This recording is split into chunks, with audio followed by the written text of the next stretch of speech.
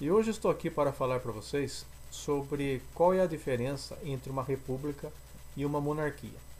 E qual é a importância disso? A importância que os brasileiros precisam entender quais as distinções entre essas duas formas de governo.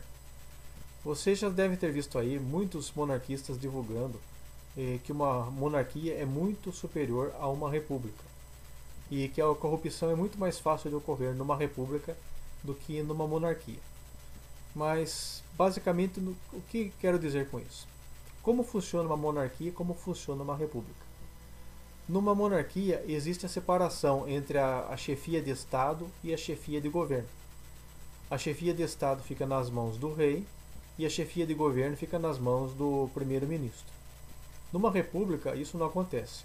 A chefia de Estado e a chefia de governo fica nas mãos de um único homem, o presidente da república. Para nós brasileiros é difícil entendermos o que significa isso, porque já vivemos há mais de um século numa república, então não conseguimos entender qual é a importância da separação entre a chefia de Estado e a chefia de governo. Bom, numa, numa monarquia, essa separação é justamente o elemento crucial que determina o bom funcionamento desse sistema de governo. Por quê? A chefia de Estado fica nas mãos do rei ou do imperador. O que significa isso? O rei, ele cuida, ele protege os interesses do Estado, da nação, do território, do povo. E o chefe de governo, o primeiro-ministro, ele fica com a função de administrar o país, governar o país.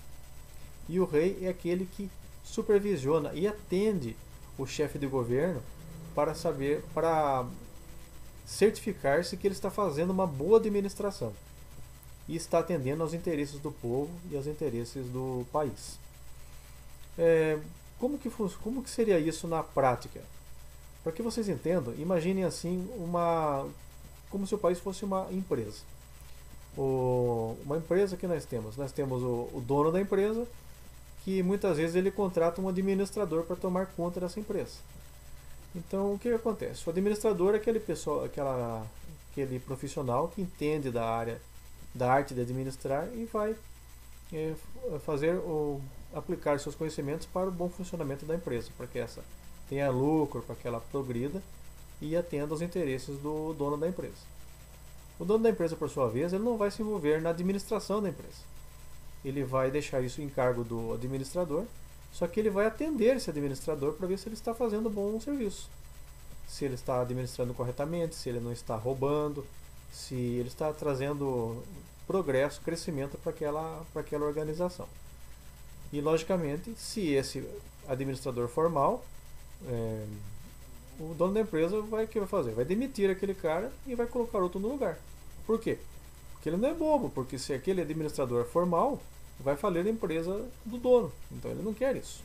Não é? Uma monarquia é assim. O chefe de Estado, o rei, é como se fosse o dono da empresa. E o primeiro-ministro, chefe de governo, seria o administrador. O que o rei faz? Se o primeiro-ministro é bom, o rei deixa aquele primeiro-ministro governe normalmente. Mas se o primeiro-ministro é mau, o que o rei faz? Ele substitui o primeiro-ministro, demite aquele cara e convoca outro no lugar. É assim que funciona. Diferente de uma república. Se você vota num presidente, seja ele bom ou mau, ele vai ficar até o final do mandato dele. E por mais que a população esperneie, fique com raiva, fique brava, não vai ter como tirar aquele cara de lá. Para que fique bem claro, para que vocês entendam realmente, fique bem ilustrado como que seria isso na prática, vou mostrar para vocês como se fosse o caso do mensalão e do petrolão, como que seria esses dois casos numa república e como que seria numa monarquia, como que seria o que teria acontecido com nós nesses dois casos. Para ilustrar para vocês aqui, vamos exemplificar aqui. Digamos que como que isso aqui, essa bolinha aqui seria o povo brasileiro. Essa outra aqui seria o presidente e essa aqui seria o Congresso, tá? Os deputados e senadores. Então, como que são as eleições numa república? O povo, ele elege o Congresso e elege o presidente, ok? Então, nos governos, primeiramente no governo Lula, o que aconteceu? Tivemos aquele escândalo do mensalão. O que foi o escândalo do mensalão? Nós descobrimos que o presidente da República estava pagando os deputados para que estes aprovassem suas leis, suas medidas e suas propostas, para que esses não obstruíssem, não fizessem a função de fiscalizar, para que não atrapalhassem a vida do presidente da República. Quando isso veio à tona, o povo ficou completamente revoltado, totalmente revoltado, e exigiu para que tomassem providências, que os poderes da República fizessem a sua vez. Exigiu que o judiciário punisse o Congresso e punisse o presidente da República. E também exigiu que esses aqui, o Congresso, providenciasse o impeachment do presidente da República por corrupção. Mas o que aconteceu? Esse pessoal aqui, o Congresso, não fez nada, e esse cara aqui, o presidente da República, o Lula, continuou no poder. Por mais que o povo exigisse que o judiciário e o legislativo fizessem sua parte, isso não aconteceu. O Lula continuou. O que aconteceu? Veio novas eleições e o povo elegeu praticamente quase que o mesmo Congresso e elegeu o Lula novamente. Esse aqui continuou fazendo suas falcatruas e corrupções e tudo mais, com a conivência desse aqui do Congresso. E por mais que esse aqui, o povo, exigisse mudança, que tudo se consertasse, não aconteceu. Passou um tempo, teve novas eleições, veio o povo, votou no novo Congresso, ou até o mesmo Congresso, e elegeram a nova presidenta da República. E nessa altura, o mensalão já tinha ido por água abaixo. O Poder Judiciário não conseguiu fazer nada e o Lula não foi cassado e terminou seu mandato. Né? Passado um certo tempo, veio o escândalo do Petrolão, Lava Jato e tudo aquilo mais. Né? O povo já estava revoltado, né? Veio novas eleições, esse povo aqui voltou um novo Congresso, o mesmo Congresso, com poucas modificações, e elegeu a Dilma de novo. Só que daí os escândalos começaram a acontecer e tudo mais, que nós vimos, teve aquele mensalão, o Petrolão, Lava Jato comendo solto aí, e todo mundo revoltado e querendo que tivesse novas mudanças. Né? Aconteceu uma circunstância que o Eduardo Cunha ficou bravo com a presidente da República e decretou o processo de impeachment dela. Ele deu ordem aqui na Câmara para que fosse feito o impeachment da presidente. E daí foi todo aquele processo, o impeachment foi para o judiciário, voltou, o Congresso voltou se devia ou não dar o processo de impeachment, foi aquela novela, um tempão e tudo mais, mandou pro... teve aquela votação, pelo meu cachorro, pela minha avó, pela minha mãe, eu voto para o impeachment da presidente. Acabou sendo aprovado o impeachment dela. Mas não porque esse pessoal aqui estava interessado. Só porque o Eduardo Cunha estava com raiva dela e decretou impeachment. Senão isso não teria acontecido. Se o presidente da Câmara não decretar o processo de impeachment do presidente da República, esse aqui não é cassado. Ele continua lá. Aconteça o que acontecer. E o judiciário não pode fazer nada. Isso não acontece. Por que o Congresso foi até o fim e acabou cassando, decretando impeachment da presidente? Porque essa aqui não tinha mais popularidade com esse pessoal. Eles não estavam de acordo com ela. Se eles estivessem de acordo, o impeachment dessa aqui não sairia, que foi o caso do Lula há um tempo atrás, certo? E aconteceu aquele impeachment e foi aquele processo, foi pro Senado, foi pro Judiciário, foi praticamente quase que um parto de dinossauro. E aconteceu o quê? Foi o impeachment da presidente, ela caiu, né? E assumiu o vice-presidente, certo? O que aconteceu? Esse vice-presidente aqui pegou um país em frangalhos e totalmente bagunçado, sem conseguir tocar o país direito, porque a presidente anterior e o outro presidente haviam destruído o país, as finanças e tudo mais, feito um monte de obra, né, com a conivência desse pessoal aqui do Congresso, E a coisa estava bagunçada. Daí o que acontece? Havia denúncia de corrupção contra esse presidente, o vice-presidente que assumiu, e denúncia de corrupção contra esse pessoal aqui, Congresso, Senado e Câmara de Deputados. Então o que acontece? Esse pessoal aqui está com a cabeça fervendo, com medo de ser preso, lavar jato e tantas outras coisas mais, e esse aqui também.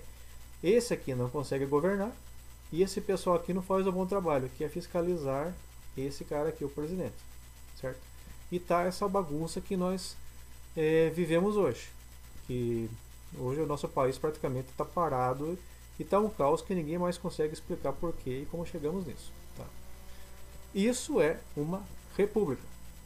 Agora eu vou explicar para vocês o que é uma monarquia. Lembre que eu falei para vocês que na monarquia existe a separação entre o chefe de Estado e o chefe de governo. Numa monarquia nós temos o rei, que é o chefe de Estado, e temos o primeiro-ministro, que é o chefe de governo. Como que funciona isso? Numa monarquia temos eleições igualzinho numa república, é a mesma coisa. Então lá, tem eleições. Vem o povo, elege a Câmara dos Deputados, né? Vota na Câmara dos Deputados. E daí, o rei, o chefe de Estado, vai lá, observa quais são os deputados que estão eleitos na Câmara e dentro desses deputados ele escolhe o chefe de governo, que vai administrar o país. Por que o rei? O rei fazendo essa escolha do chefe de Estado acabou com toda essa bagunça de eleição, com toda esse gasto enorme, toda aquela emoção muito grande em cima desse cara aqui, o chefe de governo. O povo só tem o trabalho de escolher muito bem o seu deputado, que pode ser que o seu deputado se torne o chefe da nação, o administrador. Perceberam aí que fica muito mais responsável o eleitor? Então, vamos lá. Eu falei que ia dizer sobre o impeachment, né? Como que seria? Como que seria o mensalão e o petrolão numa monarquia? Vamos relembrar. Teve o escândalo que o chefe de governo, no caso não é presidente, mas seria o primeiro-ministro, foi descoberto que esse cara, o primeiro-ministro, mantinha um mensalão para sustentar esses deputados aqui, em troca desses caros deputados aprovarem todas as leis que esse primeiro-ministro tinha aprovado. Ou seja, esses caras não iam fiscalizar mais. A troco de um gordo salário mensal, iriam aprovar a medida desse aqui. Daí, na nossa monarquia, o povo ficou sabendo que isso tinha acontecido e ficou muito revoltado e exigiu que fosse tomado providências. E o que aconteceria daí? O rei, o que o rei fez? O rei veio e destituiu o primeiro-ministro e destituiu o Congresso e convocou o povo para que elegesse nova Câmara e novo primeiro-ministro. E acabou a crise. Isso é uma monarquia. Viram a diferença de uma monarquia com uma república? As crises são rapidamente resolvidas e rapidamente afastadas.